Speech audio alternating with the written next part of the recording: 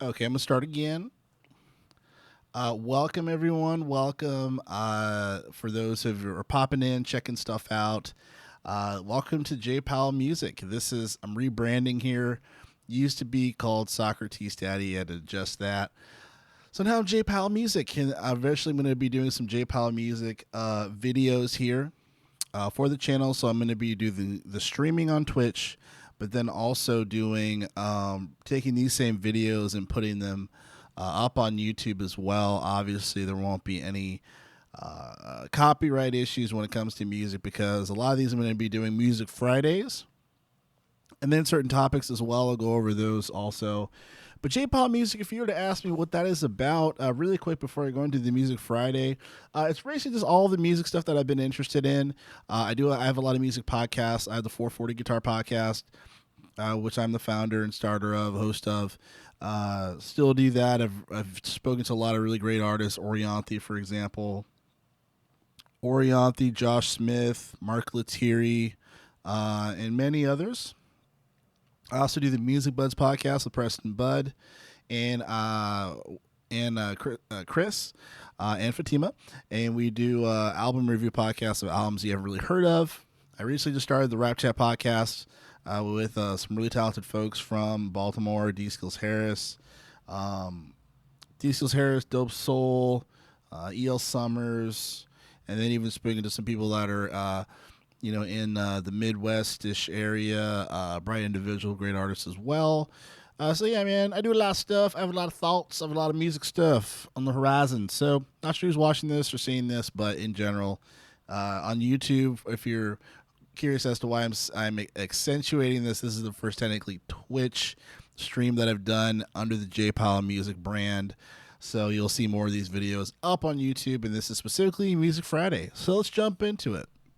This is a pretty good Music Friday, if I say so myself. The first album that I listened to was JID. His album that I listened to, because I was doing a lot of editing.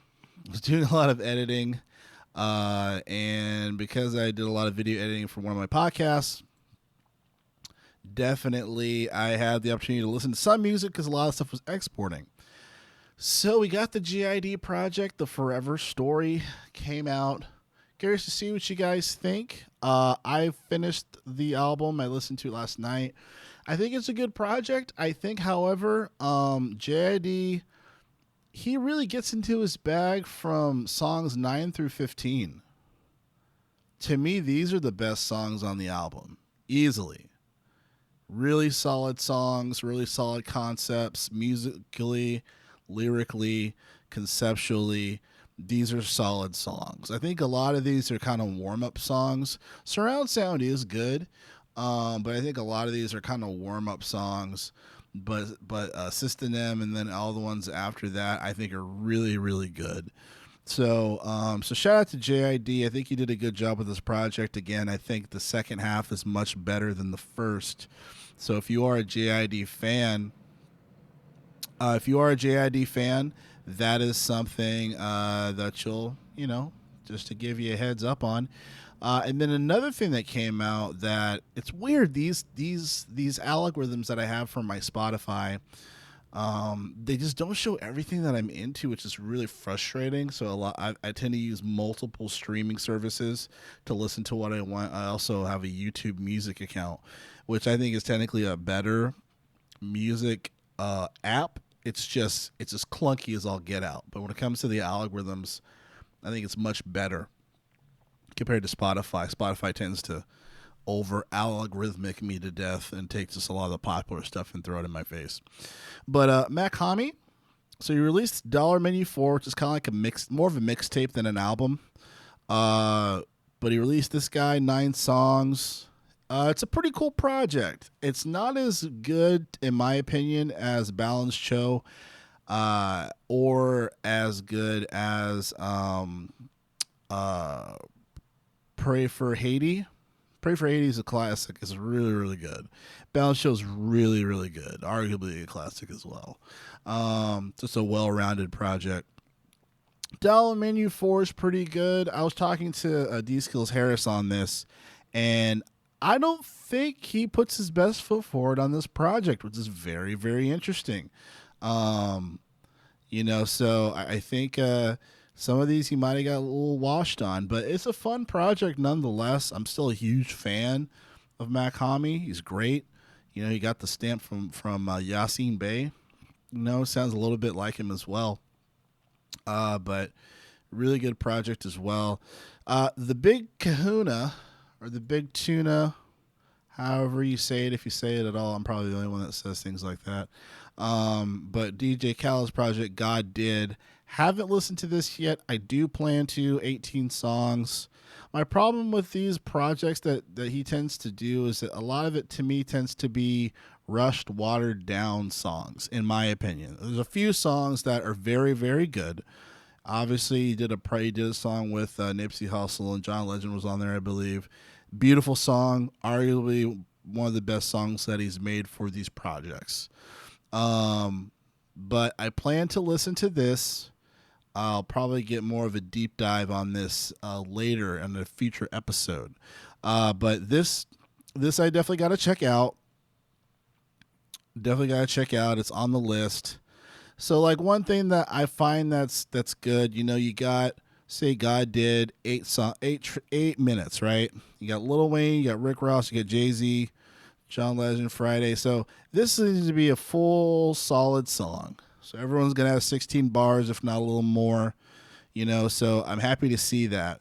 I get frustrated when I see songs that Khaled did where it's like, it's like 12 bars or less than that when like Nas is on a project and it's like a 2-minute song. It's like, don't even call that like the legend to put down a verse for a very short song. I just think it's not right. But nonetheless, God Did. I need to check this out because sometimes a lot of these projects, they tend to pull songs off that they didn't get full clearances of. Happened with one of, do you think it was a DJ Drama Fat Joe project? I think the whole album had to get pulled because they think they just didn't get all the songs cleared. But God Did, so I will be checking that one out. And what else have I been listening to? Oh, for all you rock fans, if there's any rock fans at all, there is Muse. So I'm a fan of Muse. I think Muse, they have some fantastic albums. They're one of the best 3-piece bands, I think, rock bands of all time. I think they definitely fit the bill with a lot of their work that they've done. Okay, so before you kill me on this, Origins of Symmetry, classic project. Showbiz, classic. You have Black Holes and Revelations, classic. Absolution, which arguably is my favorite. Muse album. I think that probably is my favorite. Between that, Origins of Symmetry, and Black Holes and Revelations, probably my favorite projects. So this is where it goes awry for me for when it comes to Muse. I feel like they've lost their identity and what they want to talk about, what they care to talk about, right? So they came out with, The Resistance, which is like, this is all right, I guess. They have a pretty Matthew Bellamy, the brilliant mind of him, musician and singer, has a really cool solo idea in that. But yeah, it just gets weird. I think that they're kind of trying to go into a more of an operatic theme type deal. I just haven't really cared for their style of music over the past few years. So even just to dial this back, the last album that I was like, this is a solid freaking Muse album, that was in 2006. So it's been a while. It's been what? Geez, what is that? 16 years? It's been 16 years since I've been able to put a stamp on a project to say, yes, this is fire. Like The Second Law, I didn't really care for it. Drones, I didn't care for it. And this album that recently came out, The Will of the People, unfortunately, it's another one that I just don't care for. They're not bad songs. They're just very different than the Muse that I knew. And that might be a cop-out, but I don't care. it's just not. I just don't care to listen to it. I mean, at the end of the day, you either like something or you don't. So, unfortunately, I have to stand on that particular hill. Um, and what else has been here for Music Friday? Let's see what the algorithms give me, even though this isn't everything that I care for that's wrapped into this. Um, so, like I said, you got Muse. There's a few folks here that I'm not familiar with. This is another one I need to check out. Marcus King's album, Young Blood. I hear this is very good. I hear this is a very good project. I need to check it out. I really loved El Dorado. I think El Dorado is a beautifully made album. I really dig Marcus King. I like his lane that he's in. He's kind of like, he's just very himself. It's very himself, and I really appreciate that. So that is one that I will be checking out. Marcus King's Young Blood. That will be on the list for me. IDK released a single, actually two singles, Drive and Free Slime.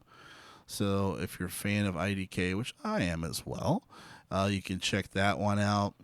And then all of this is stuff from last week. So Panic at the Disco last week, Tank last week. So you check those out. Demi Lovato last week, which unfortunately I don't hear it's the best of albums. And I already talked about Dip of My Tongue from the last episode on the YouTube channel. So if you're new to the Twitch and you want to see what the heck's going on from what I talked about for last week, be sure to check that out. But yeah, so this is kind of like a test in a sense. And I will be doing more of these very soon as far as Music Friday goes. So again, thank you for listening or watching if you have, and I'll probably be doing some more of these. So until then, I will be on typically on Tuesdays and Fridays. That is the goal. And then if there's anything in between, I will be on. But until then, have a great rest of your week. Be safe, be well.